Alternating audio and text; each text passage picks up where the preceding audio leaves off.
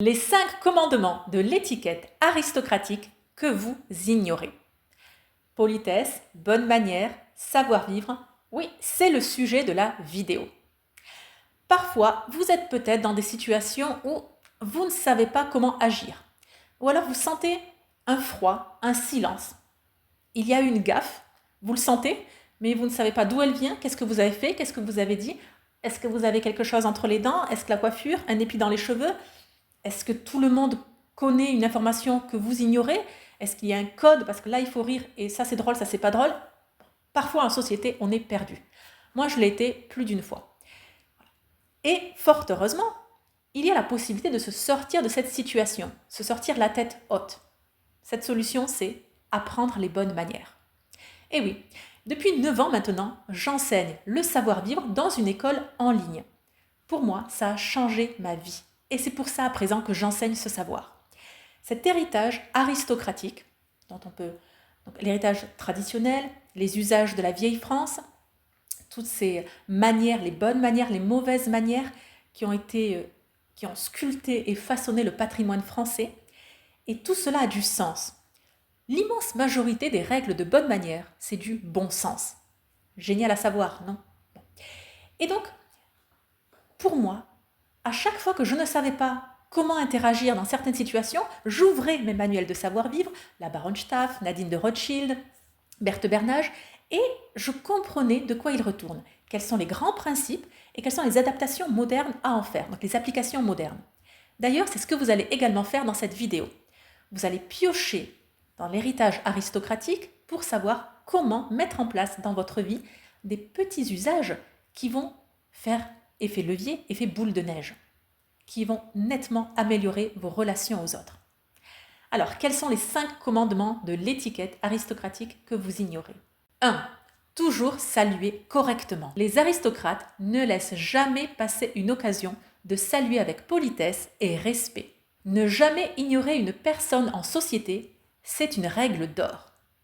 Bien, sachez-le vous également. Lorsque vous croisez quelqu'un dans la rue, dans un restaurant, au travail, il convient de saluer. On n'ignore pas quelqu'un. Maintenant, cette salutation peut être plus ou moins marquée selon les lieux et les circonstances. Parfois, un simple regard suffit. D'autres fois, il faut aller saluer la personne, surtout si elle est seule et que vous êtes en soirée, et vous allez la prendre, l'amener avec vous, la présenter à d'autres personnes. Voyez? Et là, ça c'est du savoir-vivre. Le savoir-vivre est l'art de s'adapter à toutes les situations. Voilà. Mais donc, on garde comme principe premier, on n'ignore pas les gens et certainement pas les gens de notre connaissance. Deuxième règle qui pourra bien vous servir, ne jamais vous asseoir avant l'hôte. Un aristocrate attend toujours que l'hôte soit assis avant de prendre place. Cela montre un respect profond pour les règles de l'hospitalité.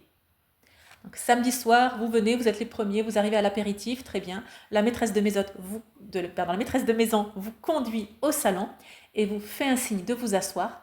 Et là, en fait, il y a ce petit basculement, ce petit moment où vous restez debout. C'est bien.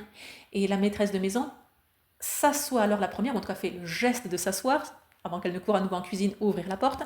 Et à ce moment-là, vous êtes autorisé à vous asseoir. C'est subtil, c'est un jeu de préséance, d'accord? C'est non, vas-y, toi en premier, vas-y, je t'en prie, etc. Comme quand on était en primaire et qu'on se tenait la porte, oui.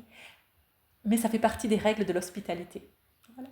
Troisième règle, maîtriser l'art subtil du compliment. Les compliments chez les aristocrates sont discrets et sincères, jamais exagérés. Un bon compliment peut rehausser la conversation sans paraître flatteur. J'ai fait une vidéo il y a 5 ou 6 ans maintenant, c'était au début de la chaîne Apprendre les bonnes manières, sur comment complimenter une femme. Comment un homme complimente-t-il une femme? Ce n'est pas la même chose. Les hommes ne se complimentent pas de la même façon entre eux, les femmes ne se complimentent pas entre elles de la même manière, et c'est d'autant plus justement des quiproquos que nous avons, surtout dans le couple, comment complimenter l'autre. Donc il faudrait adopter son langage à lui. Et donc même en société, il y a encore une neutralisation de ce langage, et il faut l'apprendre. Et tout ça, vous pouvez l'apprendre justement en suivant les formations Apprendre les bonnes manières. Et oui, c'est une école en ligne de savoir-vivre. Vous suivez le lien juste en dessous de la vidéo et vous allez retrouver l'intégralité du catalogue. Galanterie, art de la table, élégance vestimentaire, politesse à enseigner aux enfants, l'art de la correspondance, comment être un invité modèle, devenir une lady moderne. Tout s'y trouve. Vous allez découvrir cela à votre rythme et vous allez puiser, parce que c'est une mine d'or. Mais très bien. Reprenons le 4e point à présent. Ne pas toucher son verre avant le toast. Attendre que l'hôte propose un toast avant de boire est une marque de raffinement. Ce geste symbolise l'importance de la patience et le respect du protocole. Alors pour cela, dans la culture française, nous sommes des champions. Là vraiment. Nous avons, pour les Français, donc les non-français qui me regardent, les non-francophones, si vous êtes là et vous aimez la culture française, ça c'est quelque chose de très particulier que nous avons en France. On fête tout et n'importe quoi. Tout est prétexte à boire et à manger. Pas forcément de l'alcool, hein. Mais à ce côté, même tous les jours, lever notre verre, saluer, enfin, la fille des voisins a eu son permis de conduire, on lève son verre pour elle.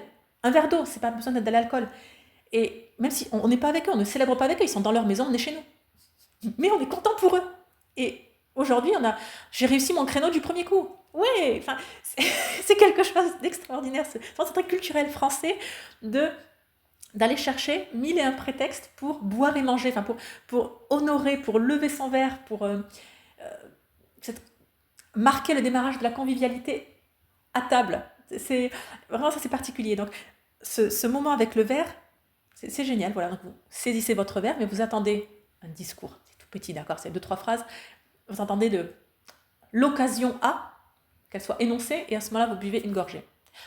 Jamais ce qu'on appelle cul sec. Tout boire d'un coup, vider son verre en une entrée, c'est anti-bonne manière. Ça, jamais, jamais, jamais. 5e règle, toujours répondre aux invitations. Que vous acceptiez ou que vous décliniez, les aristocrates répondent toujours aux invitations. Cela marque une grande considération pour les efforts de l'hôte. Ça, c'est primordial et c'est bien souvent ce que l'on oublie. On considère nombre de choses comme acquises ou ils invitent parce qu'ils ont les moyens, ils sont riches. Voilà, là je donne un petit coup de pied dans la fourmilière, tu vois. Moi, j'ai pas autant d'argent, voilà. Donc ils invitent, mais ouais, bah tant pis, bah, ils n'auront pas de réponse. Ah, voilà. Et alors même si c'est pas énoncé, il y a parfois ce regain d'amertume en nous. Jalousie, envie, une sorte de mentalité malheureusement française de faire payer aux gens qu'ils ont les moyens. Et à la place de les remercier, ils utilisent leurs moyens financiers pour inviter leurs proches, les gens qu'ils aiment, ben non, paf. Ah, cette ingratitude. Bon, donc, ne jamais manquer de considération pour les efforts des hôtes. En fait, recevoir des gens, c'est contraignant. C'est aussi très agréable, mais c'est contraignant parce que ça demande de l'argent, du temps, de la disponibilité mentale, quoi, tout simplement aussi. Gérer la maison. Voilà, donc, sachant, voilà, vraiment, soyons reconnaissants pour cela. Soyons pleins de gratitude et d'amitié envers nos proches, nos amis, notre famille. Oui.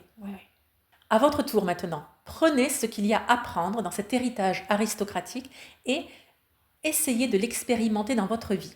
Tout en même temps, ce n'est pas forcément possible, mais essayez au cours du prochain mois de vous améliorer sur un point. Vous allez voir, votre vie va changer. J'en suis la preuve vivante, ça a été le cas pour moi.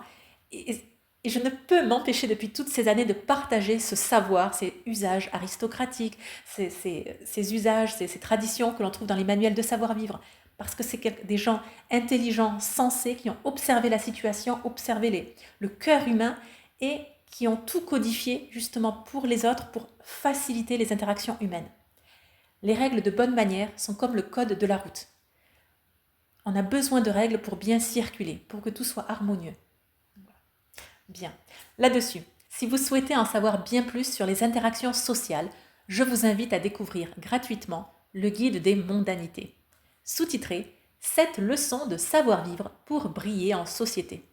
C'est gratuit, fort instructif et dans moins de 5 minutes, cela peut être directement dans votre boîte mail. Vous pouvez commencer la lecture. Pour le recevoir, suivez le lien juste en dessous de la vidéo et moi je vous dis à très bientôt. Surtout, rappelez-vous, la bienséance fait la différence.